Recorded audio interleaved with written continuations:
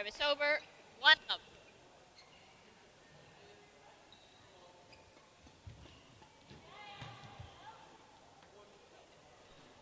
Service over. 1-all.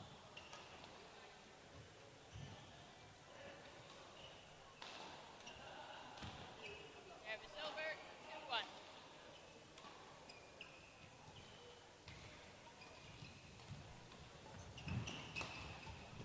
So this is the Grade D mixed doubles semi-final. 2-all. Down this end, we have J.Mccreedy and Karen Nelson in the red and purple.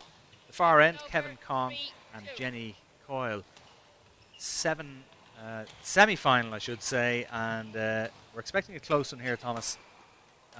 Although it has to be said that Macready and Nelson down this end have already beaten the top seeds in the mixed doubles, so they're going pretty well.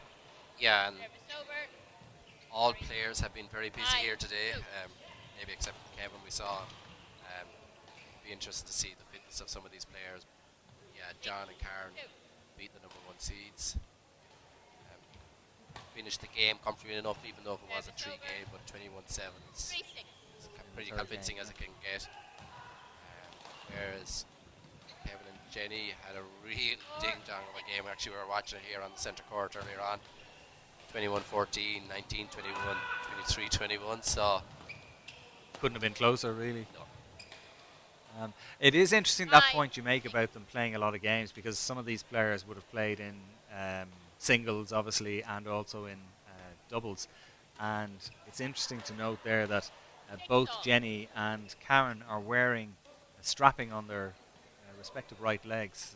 Jenny with a kind of a knee strap on, and Karen with a thigh wrap on as well. They are playing a lot of games in a short space of time. Yeah, and sometimes, yeah, looks like that Karen has that strapping on, which looks like obviously maybe she is minding some injury.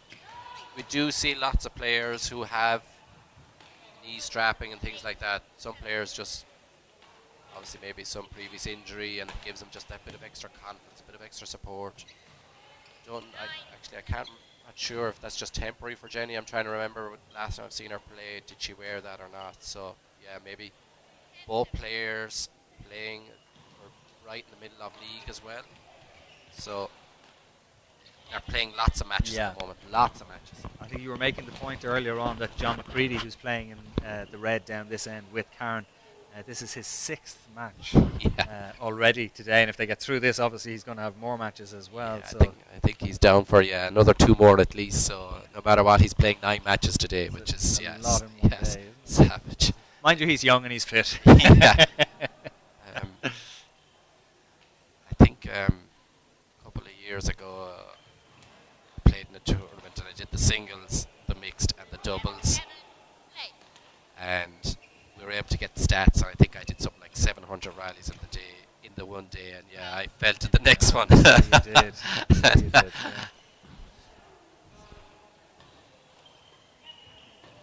Jenny on service at the far end. Jenny and Kevin very colour coordinated in the red shorts and dark tops.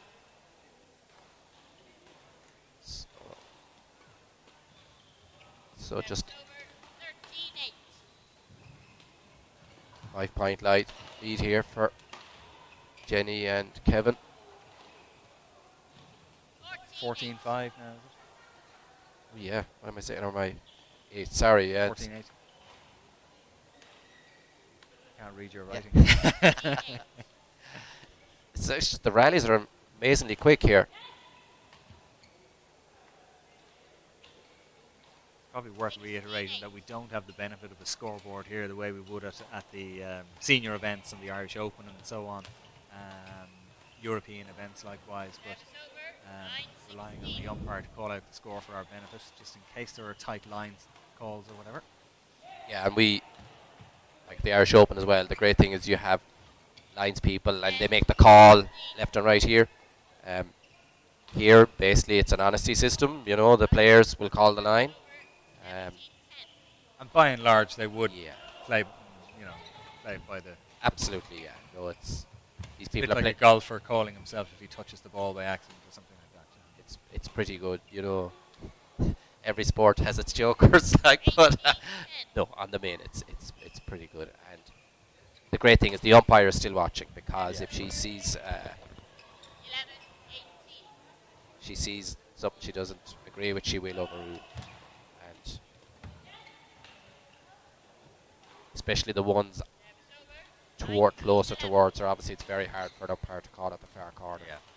So yeah, you do depend on the honesty of the players, as you say. Yeah, it's pretty good. So John finds the net with that one, and it is Kevin and Jenny who are in control of this first game, leading that's game. 2011, 21-11. Game very straightforward first game for Kevin Kong and Jenny Coyle. I wonder, are those games starting to take their toll a little bit on J.Mccreedy and Karen Nelson, because Yeah, and maybe is also they're stepping up here. Maybe Jenny and Kevin maybe might be a more usual pairing.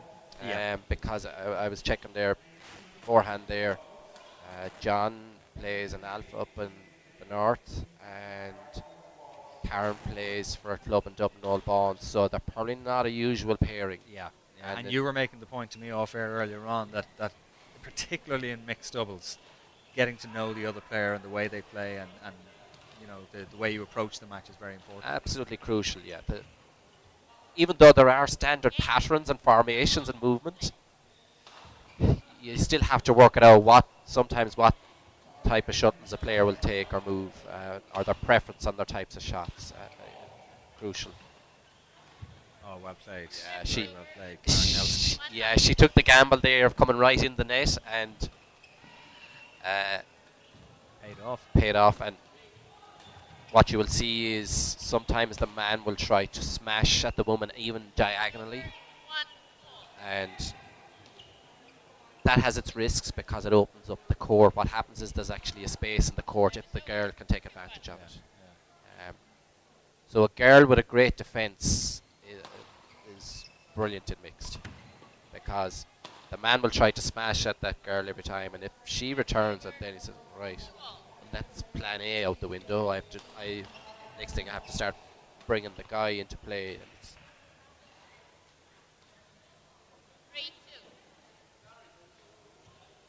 Kevin being kept fairly busy at the back of the court here. Kevin Kong and Jenny Coyle down this end now in the red shorts and dark tops. J.Mccreedy and Karen Nelson at the far end. Kevin and Jenny, who took the first game, great all square, 3-all in the second. Great smash there by Kevin. Just really showed the power of the game. Lift was not long enough. Came around, even was on his back and side. Showed great athleticism to come around, jump, and great smash, and give the opposition no chance. He obviously misjudged that one. Thought it was going either wide or long, and we didn't need to hear the call to know if that was in or not. Here's a question for you. What's Kevin Kong's nickname?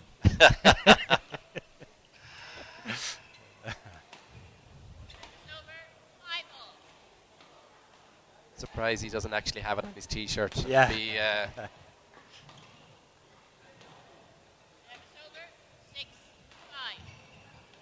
Players, it's like football. Players can put their name on the back of the jersey. There's actually quite strict regulations on branding, advertising.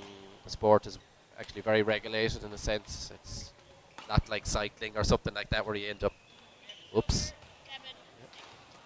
I think she got a shuttle in the face, I think, yeah. There was an apology there from John straight away, obviously very accidental. But yeah, it's not a pleasant experience. And yeah, no player actually sets out to do that at all. It's usually, she obviously just got it right. Is it on the nose or below the eye? Yeah.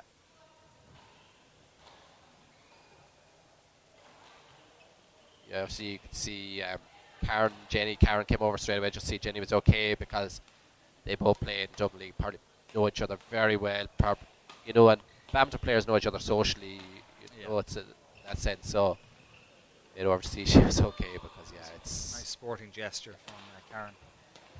good to see that Jenny is okay, fit to continue. Second game. It is Jenny and Kevin who are one game up. So Service um, over. 7. the key actually in mixed is mix is so difficult for the girl because she's up at the front, so she has less time to 8. intercept a shuttle, dribble a shuttle. The man, in a certain sense, has it easier because he's that 2 yards back, which gives him infinitely more time to respond to things. So the key we find, like I say, in club play, you try to encourage ladies to play mixed. It's tough because they're much closer than they normally are, and the key is that they have a guy when they're first playing that is good in the sense of they're not putting the girl in trouble and danger, because the last thing she wants is a poor shot by her partner that puts her in the firing line, because that's what's going to happen. Players will target you to hit you, but obviously they're not trying to hit you in the face. They're trying to maybe hit you in the body or left or right of the body. So but they will example of it there where John. But they will target you, yes, absolutely. And it's the old thing is they say rack it up, and if the girl would say rack it up in front of her face, just to give herself that bit of protection. And often, let's say my partner, if I play mixed, if she gets hit and the opposition apologises, actually it's usually I actually apologise to my partner because I probably put her in trouble or something like that. So they just went for the kill there. Little chance. Yeah. Chance he didn't take. So that's Karen and John in the lead there at the interval.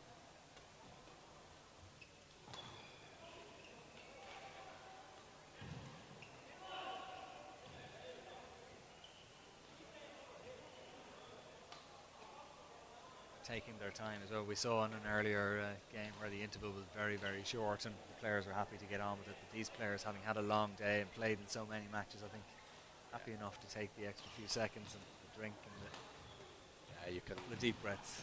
You can see the umpire there. She has her stopwatch. She's not even having to call. She'll call 20 seconds to alert the players to resume back onto the court, and she's not even having to do that. The players are making their way prior. Even here, surprisingly, again, we thought they would use the full allocation, but they seem to be quite willing to get on with the game.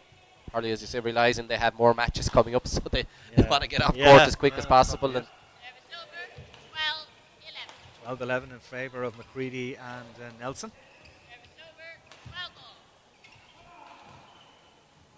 12 all. Yeah. Another quick point. So, the quick fire rallies here. And probably in the game here you'll see, explain, it's often about 80% of the points are won by who does the attacking shot on the third shot. So we'll see serve, return.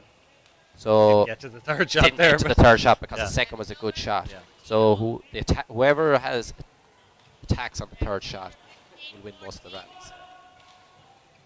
That's the key. So it's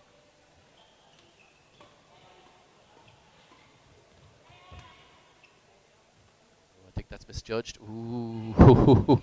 Yeah, that's it. Yeah, umpire's overruling.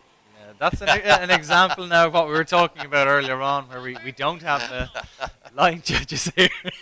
Yeah. We give John the benefit of the doubt and say that it was a close one. From here, maybe we won't, will we? Well, we won't be too hard. But look, well done by the umpire. She saw it was in, so and intervened. So all square here. 16 all. Oh, high serve. It's just way too high by Kevin, and it was an easy shot for John, really. Look, he's just. You have to keep it so tight to that tape.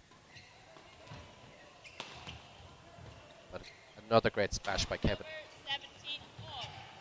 Yeah, if it's lifted to him at all, and anyway not full length, he's great power. Yeah, for the division actually for Gritty, he's got great power. 18, 17. Just taking the lead now, actually, for the first time in a long time at a crucial part of the game. Oh, yeah, it's quick run of points. And you see 19. Jenny, she's very quickly Back onto it. back on, Yeah. keep the Yeah. pressure on, don't give him any time. And look, yeah, Awesome example. yeah, very clever play. Look, she's straight away. Kind of a tired response from Karen Nelson there. Yeah, it's a match point Good here. point. It's good enough. And that's it. Well done, well played, well finished out that game. Behind from most of the second half of that game, and just when it got to the crucial point, stepped up, got a few points, kept the pressure on, and finished out the game quite well, actually. Like a racehorse, timing their run to perfection in the final 100 yards, getting their nose in front, and that's what Kevin Kong and Jenny Coyle did there. 21-11, 21-17, and they are into the final of Grade D mixed doubles. As we were saying, it's been a busy day for most of the players today. They have that final still to come. But a comprehensive win in the end, 21-11, 21-17.